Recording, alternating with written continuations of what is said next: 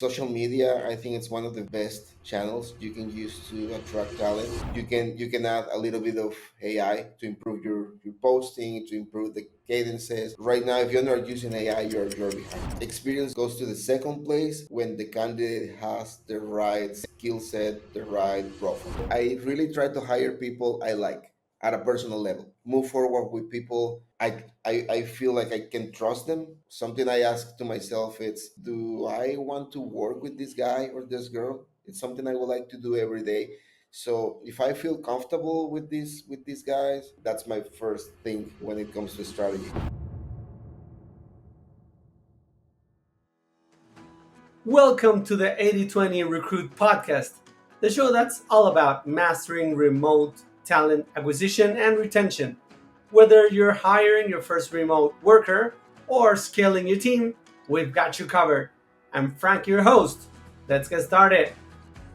Today, we are joined by Manny Sosa, an expert in executive recruitment and hiring. He will be sharing his experience in building and managing a large remote team for a company in real estate named ibuy, and also leading a real estate wholesaling company, as well as 80/20 REI.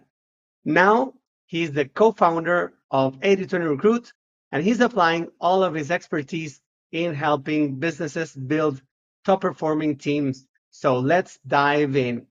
Hello, Manny. Welcome to the podcast. Hey Francisco, thank you for having me. Hey, man. So tell us a little bit about what iBuy did back in the days and what your transition was like to 80/20 REI. Well, actually, I started on 8020 REI during the pandemic.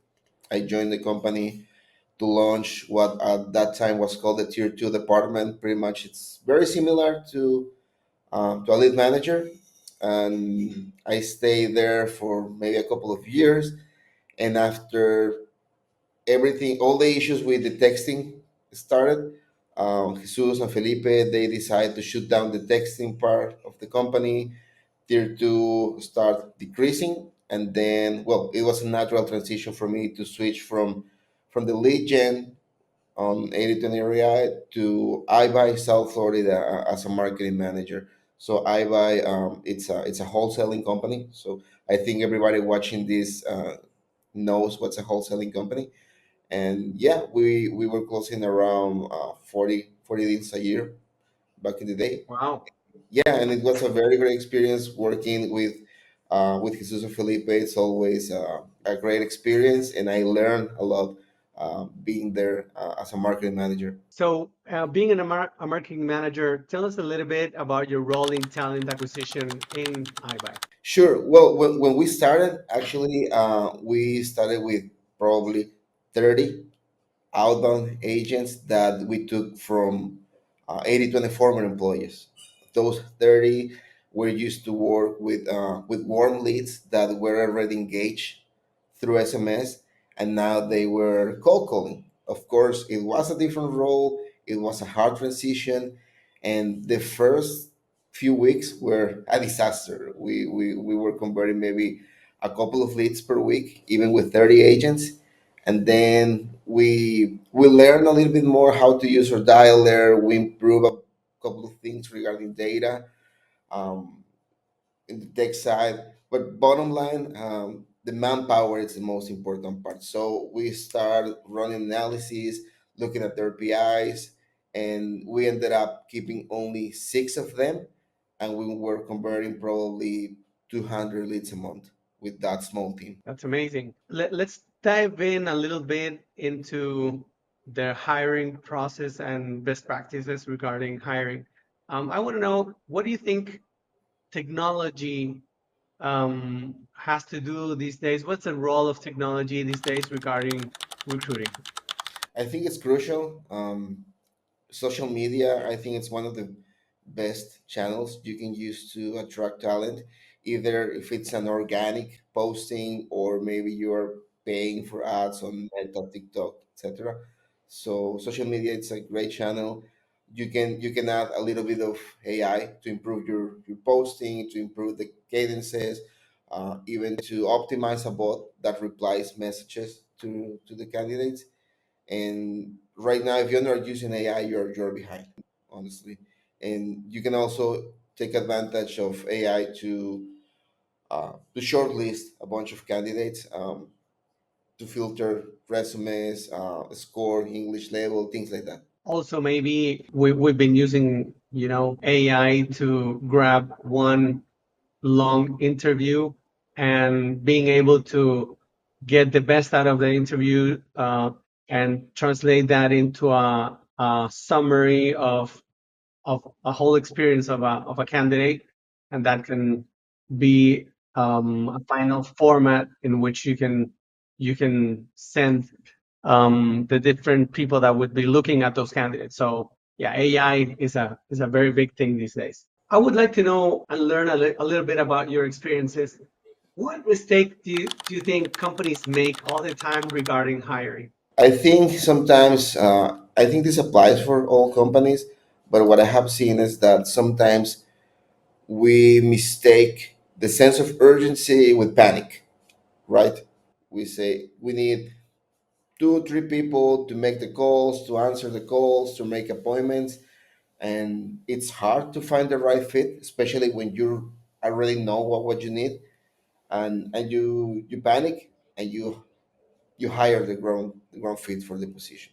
So you rush. Maybe there's a lot of reasons for that. Maybe you didn't get enough candidates.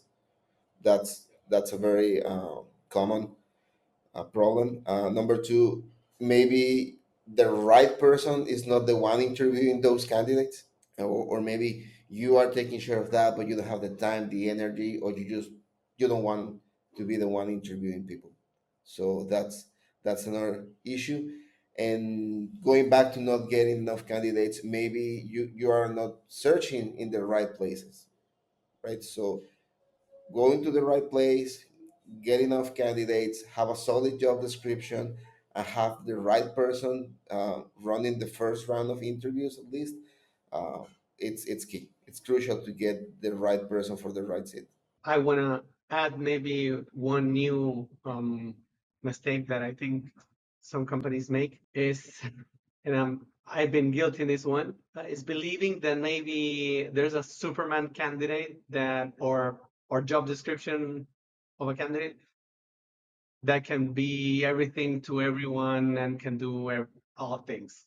So I think that's a, a mistake that is easy to fall, and it's very tempting to try to find one candidate that maybe says that can do it all, but that's pretty hard.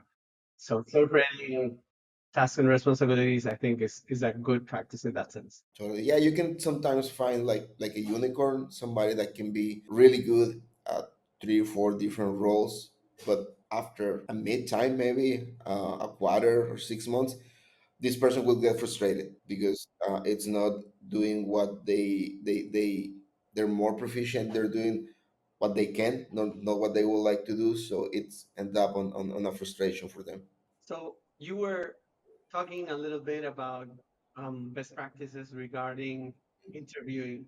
I want to ask you, what red flags do you think that hiring managers can look for when interviewing candidates? Well, I think you must pay special attention to their resume, because that's the first filter. You can identify a few red flags. For example, if you see they're switching jobs every 6 months, every 3 months, something's going on, right? I'm sure there's a reason for them to switch jobs. Maybe it's because they're just trying to make more money and more money every 3 to 6 months, but might be something else. And we ask questions about that during the interviews. Might be an attitude problem. Who knows? Number two, I always like to see what they say was the role about versus the name. For example, I have seen some resumes where they say they're part of the acquisitions teams, right? But when you read at their duties, at the responsibilities, it sounds more like a cold caller. Yeah, they may be part of the sales department or the acquisitions department, but they were not doing acquisitions per se. So reading carefully what their duties used to be versus the role they used to have, and asking questions about those responsibilities are also very very important. There's more things you can dive in during the interview. For example, their culture, if they're looking for a long business relationship, if they're looking to build a career or just want to stay there for a while. I mean, everybody started probably in the company for a couple of months and they stay 5 years. You never know. The more you know during an interview, the better. Hey there! A quick break to remind you that 8020 Recruit podcast is brought to you by 8020 Recruit, helping you hire pre vetted, top performing remote talent from Latin America. Save hours of recruiting and find the perfect fit for your team. Visit 8020recruit.com to learn more. Great. Manny, I want to go into slightly different subject still regarding recruiting. So you've been in real estate for a while, and we dedicate to real estate companies these days. Mhm. But I want to ask you something. Um, what has been your experience regarding recruiting people outside of real estate industry and starting to perform into cold calling or management or appointment setting or even closing? Do you think that it's necessary to hire someone that has real estate experience, or you can find good candidates are outside this industry? That's a great question, and going back to my experience when I was running the marketing at ibuy, we ended up with 6 agents, right? And none of them had previous experience on real estate, and they were all rock stars. One of them was even a pilot before the pandemic. Um, Other top performer, he used to work at recruitment. He was a recruiter, and all of them had different backgrounds. They used to work. A couple of had experience on sales, but face to face sales, not over the phone. But what we noticed, they had different PI profiles. They had all of them different PI profiles, but all of them were either detail oriented or social profiles. They were detail oriented social profiles, and the cognitive were high. The cognitive scores were high. I'm talking about 280, 310, 320. So they were higher than the average, and we conclude that having a high cognitive score helps a lot when it comes to overcome objections, show active listening during conversations, build rapport, and also having the seller trusting you, because that's very important. And it also helps them to understand better the process. Why am I asking these questions? Why do I need to know these details about the property? Why is important for me to share this with the next year? So that helps us a lot to have a better and a more solid team. So short answer, I think experience goes to the second place when the candidate has the right skill set, the right profile. And to those skill sets, maybe we can add skills like managing CRMs, being able to follow up on leads, being able uh, to deals or even close appointments in that sense. So being able to very persuasive regarding whatever the objective is, if it's an appointment or even a closing. So yeah, I think that there's a lot of talent to be looked for out of Yeah, the real estate space. totally. So I want to dig deeper into building remote teams. So let's say you have your hiring, you've done your hiring, you have your team, and now you want to build the team. What do you think are good practices regarding the onboarding of these remote employees? I think one of the things we must be really, really intentional. It's about make them feel they belong to the company. Whoever is running that department or that division should have as a rock to build a structure that makes them feel like they're going to work to an office. That's very important because I heard that before in different interviews. Hey, why are you leaving? I feel they don't care about me if I show up or not. It's pretty much the same, and it's kind of sad because we're talking about people with great skills, but when they feel they belong, when you show you care about them, not just the numbers, it's a game changer. I remember we used to have weekly activities with them. Just to be on top of the KPIs, just to be on top of the performance. But we also had activities just to hang out, play online games, uh, have a just half an hour just to have a regular conversation, make jokes, make fun of whatever was relevant, and just to bond with everybody, and that's very important. If they feel they belong, they will be performing way better. You know what's a great resource regarding building remote teams? There's a book that the title doesn't sound much like this, but the book is called The Buddha and the Badass. The writer is Vishen Lakiani, the founder of Mind Valley. Many people might know Mind Valley is a huge personal growth e-commerce site, and it's an amazing, awesome playbook for building your company and building teams and building a great culture for your team. So I recommend that. I will leave that in the show notes and totally take a look at that. So let's go to the next question. Sure. Um, what is your strategy for building trust within the team? I it might be funny or weird, but I really try to hire people I like at a personal level. It's not like, hey, if Manny doesn't like you, you won't stay here. No, but when I'm interviewing, I'm recruiting, I really try to move forward with people. I feel like I can trust them. I got that feeling. Something I ask to myself, it's, do I want to work with this guy or this girl? It's something I would like to do every day. So if I feel comfortable with these guys, I can move forward with the next stages and keep filtering the candidates. I try to never rush into a decision. I'm really careful with the filters, but first thing, it's I trust them. I think it comes with the culture fit more than liking or not the person. It comes more with, I think this is an honest person. It's trustable, reliable. It's someone that I can tell it's professional, wants to grow, wants to keep learning. So that type of things are the things I look, and that's my first thing when it comes to strategy. Let's take a quick pause to share something special. Listeners of the 80/20 Recruit podcast get an exclusive 10% discount on their first hire with 80/20 Recruit. Head to 8020recruit.com and mention the podcast to claim your discount. Don't miss out. So I want to ask you for a question that is the counterpart of the last one. So let's say you have these strategies for trusting the candidate, but then you have to measure success somehow. Yeah. They have to do the work, right?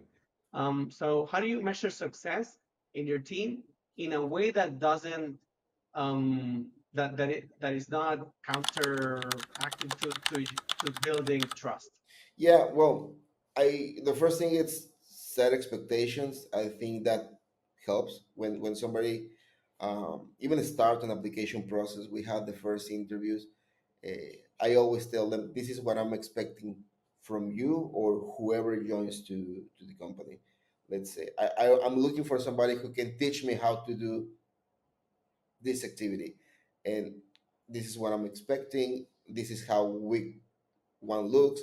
This is how week 3 looks. So I show them how it's going to be maybe the next 3 months. In advance, they even join to the company. So when they join to the company, we have the onboarding.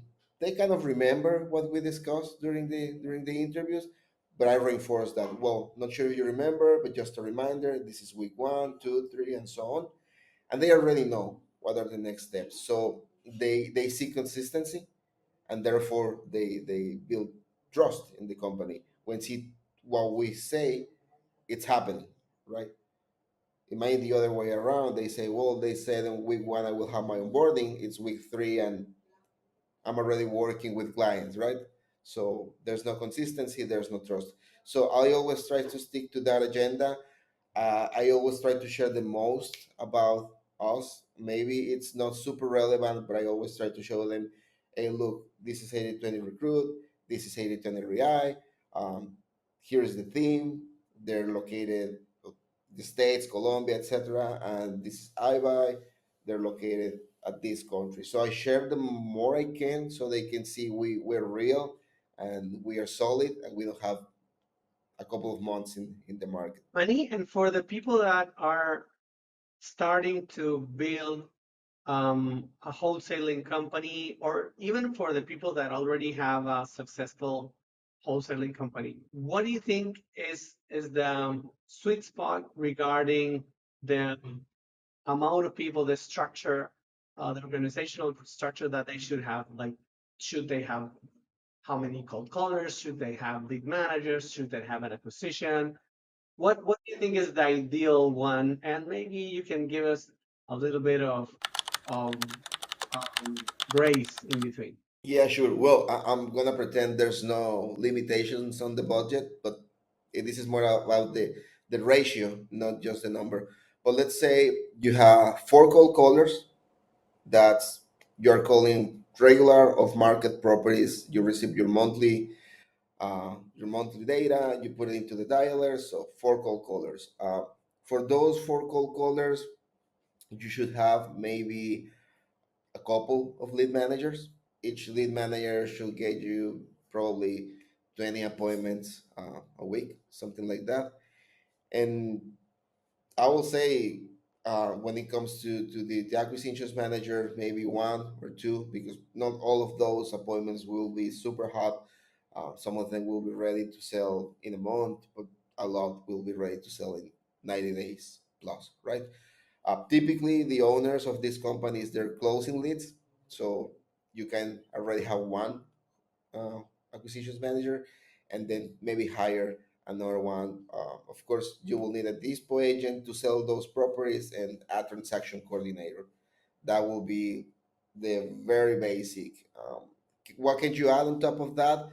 Maybe you can have an executive assistant to support the admin activities of the owner, the CEO, and a data analyst just to keep an eye on data, making sure data is getting updated in the dialer. You are doing what you are supposed to do with your data every month, that you are not calling the same leads over and over again, because that happens. When nobody is looking into the data, you might have problems. And the only way to give feedback to your vendor as well, it's monitor your data, right? So that will be the like the very basic. What would you recommend for someone that maybe has one or two VAs that do some admin and they want to start bringing building up their team? Would you recommend to go ahead and hire 6 to 7 people, or what would be a great transition for them? Somebody who is just starting, probably the best way to go is outsourcing the cold calling, because it's the heaviest part. You can outsource that. You don't deal with data. You don't deal with the headache of training people, especially if you don't have a super solid structure for marketing, and having your appointment center, your lead manager in house. Hmm. That will That be makes total a good sense. way to start, because if the lead manager is really good, it's somebody that can, with the time, can help you to oversee the future cold calling team you can build in house. But first thing, it's outsource it, get free of the headache of running that part of the business, and focus on appointments and closing deals. What about an executive and assistant? When is a good time to hire that one? I think an executive assistant should be, in my opinion, one of the first hires, because if you are the owner of a wholesaling company, you spend the most of your time on the deals, closing deals, selling deals, and solving problems around that deal, right? So an executive assistant should be an extension of you, helping you with all those things that is that are not bringing money to the table. If you're looking for, I don't know, a marketing vendor that can help you with cold calling, that executive assistant should be looking around possible vendors, getting quotes, pre-screening them, and giving you, like, this is the top three I found. You see, so I think she'll be one of the first hires. Okay, let's dive a little bit in the last section, which is retaining remote talent. I want to ask you, what do you think? What are your thoughts regarding how to handle career development and promotions within a real estate company? It's a little bit tricky on the real estate because I have seen and heard from different investors that they have a career path where you start as a cold caller, then you go to lead manager, and eventually you might be promoted to an acquisitions manager. And it sounds great, right? I have seen some guys that they started at an entry level and they grew in the company, but honestly, all of them are different profiles. Not because you are a great cold caller, you will be a good lead manager, because both are totally different profiles. And if you are already a lead manager, it doesn't mean you will be a great home buying specialist, because again, those are different profiles, in all sense. I think, when it comes to a career path, should be more related to the compensation. You will get this increase every year. We'll give you a 10-year bonus every year. Your commissions or your bonuses per closing deal will be growing this way. And same thing for every position. Or if we see you have skills for wherever, we will help you to develop those skills. We will pay courses, we will pay for certifications, so you can grow within the company. Let's say somebody in your team is a cold caller, but they're good at marketing, right? So maybe they won't be a great lead manager, but maybe they will be good social media, posting your leads, helping you to sell those property with possible buyers.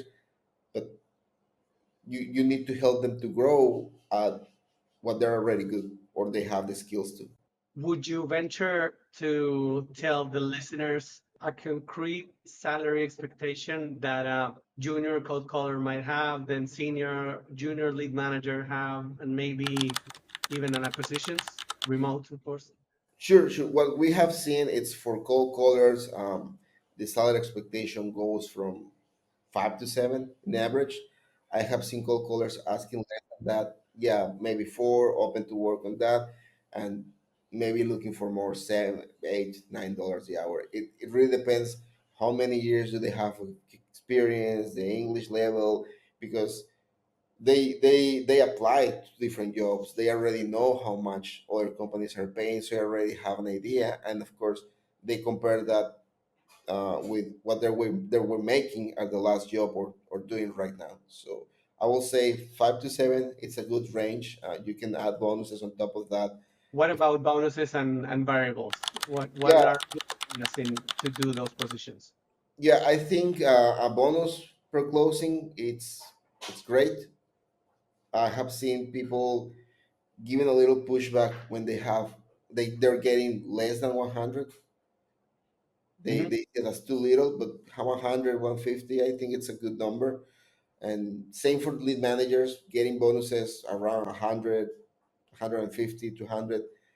It's good. And about base salary, the average it's 8 to 10, but I have seen people asking 12, 14. Why? Because they have, I don't know, a couple of years of experience. They already were making, in average, maybe a little bit more than $2,000 a month with bonuses.